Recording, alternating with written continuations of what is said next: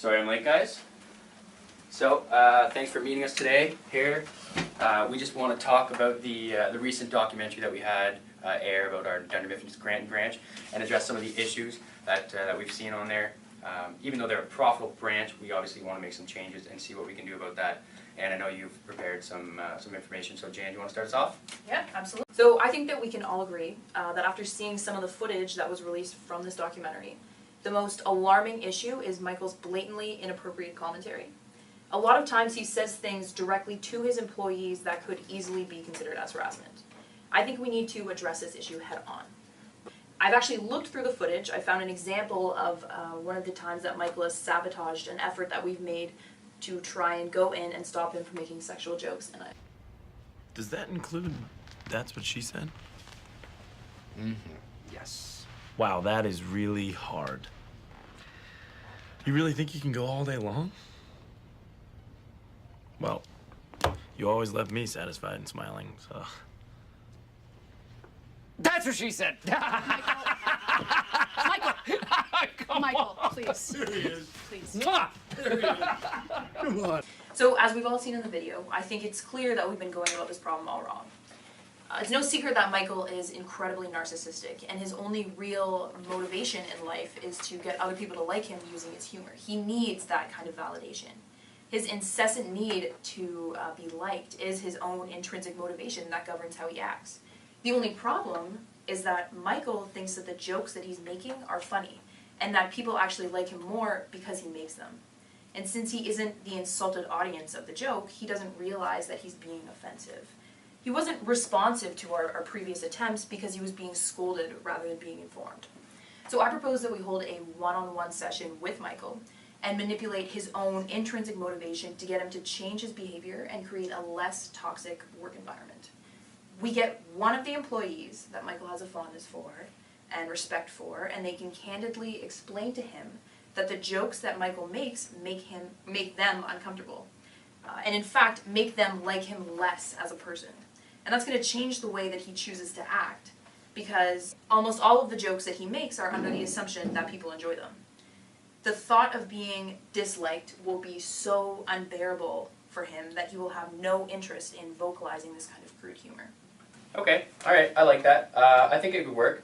But do you think that even if Michael does stop, that it would be sufficient enough for him to regain his authoritative power over the employees? I'm actually glad you brought that up. Out of the two types of personal power, which are expert and referent, it's extremely evident that Michael has neither. So in his desperate pursuit to attain referent power, Michael focuses on acting agreeable, with the hope that the respect and admiration that his employees hold for him will be enough to influence their motivation. Unfortunately, while Michael's own self-image may depict a man of immense respect and integrity, nobody else's opinions quite match his own, and this difference in perception versus reality really prevents any form of concrete leadership to occur here. One way to stop Michael from being too invested in this type of power alone is to incorporate the introduction of an alternative, expert power. If Michael starts to focus less on being liked on a personal level and more on getting respect through demonstrating his knowledge and expertise in his own field of work, then workplace productivity will go up and he will be given the validation of being looked up to by his employees. Okay, those are good points. I also find that I've noticed his actual inadequate leadership skills and that he's just lacking power in general.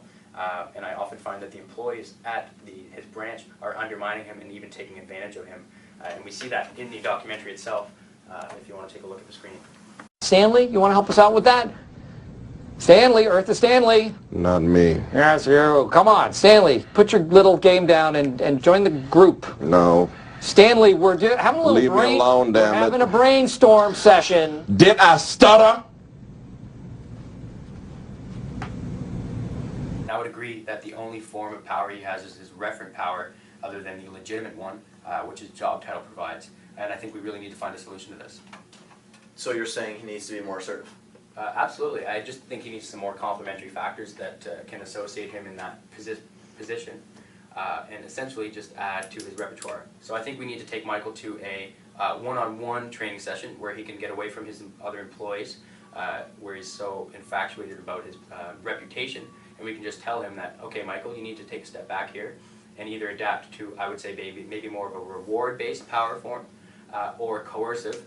So even if we get Michael to adapt his power and leadership skills, what about his counterproductive behavior in the office? That's no example he should be setting for his employees. Absolutely. Actually, I agree with that. That was my next point. So essentially, we all realize that Michael is wasting a lot of time and company resources in the office and in the documentary that we saw. He's knowingly using company time and hours to do his own personal business and wasting our resources. So so this is obviously an example of just physically removing himself from the workplace, which is like physical withdrawal, as well as even moonlighting, which is just using our own time to do his own personal business. Yeah, well, he's been known to waste lots of time gossiping, socializing, looking busy, cyberloafing, and basically every form of withdrawal behavior. Yeah, absolutely, and that's something to discuss. And I think that's something we can mention when we bring in Michael to do a one-on-one meeting.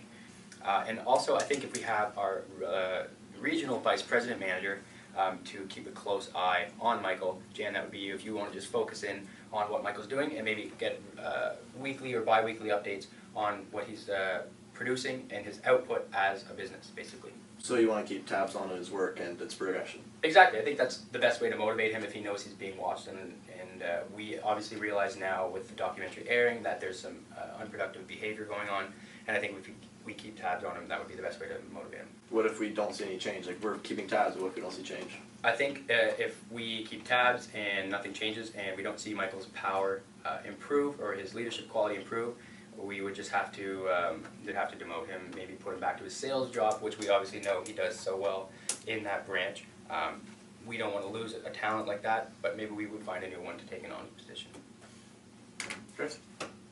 Yeah, those are some great points, David. My only main concern here is how are these issues only surfacing now?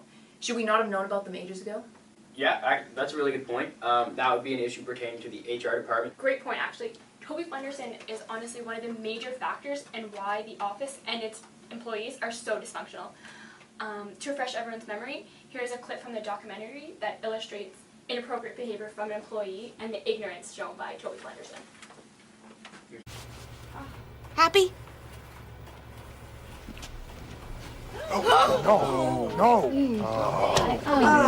Toby! Toby?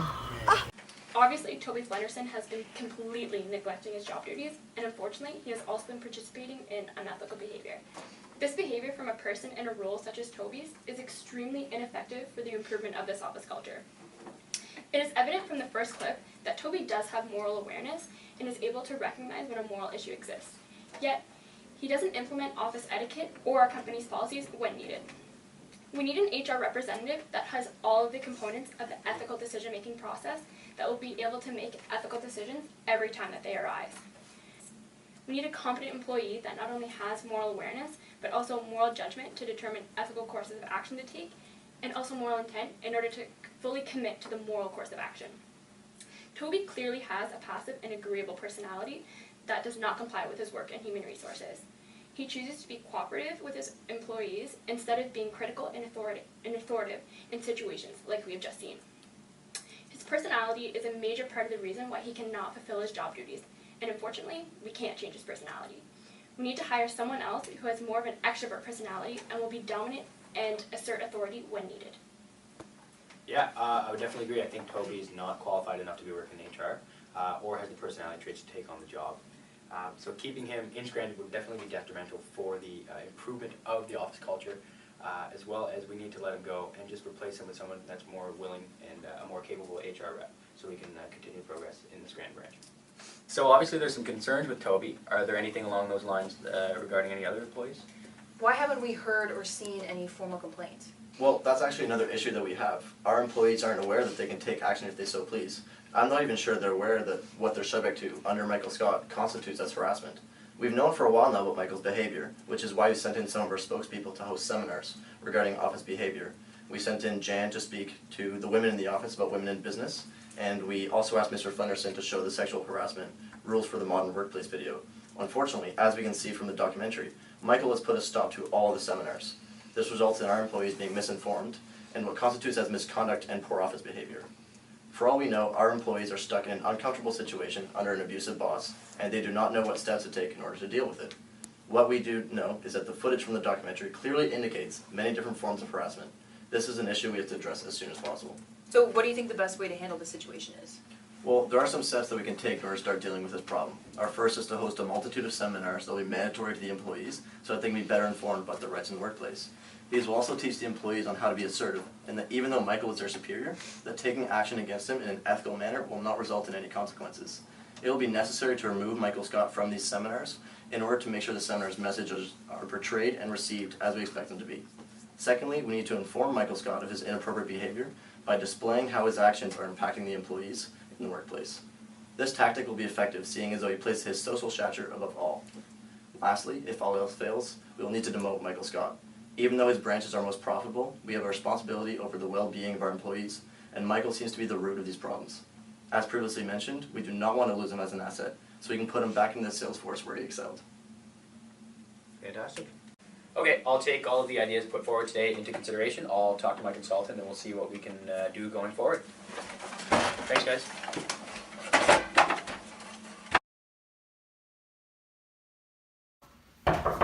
Come in. Oh, hey. Glad I could catch you. Yeah. Just wanted to come in and update you on the meeting we had just had and wanted to get your input on the recent documentary about the Scranton branch. Do you have Yes, anything of to let us know about? Basically, what I found, the main issue whenever I viewed the documentary was, as a whole, the organizational structure of the Scranton branch is a little bit convoluted, where they have only really one management person in a role there in Michael Scott. And I believe that as corporate, if we kind of like are able to put measures in place that is putting different tiers of management, so basically somebody who can lead the sales team, the accounting department, so that there's more of a management presence, it'll believe that that'll really allow for a more proficient work team there in Scranton. And I really think that that'll make a lot of changes Awesome. for that, Okay. for that branch. So.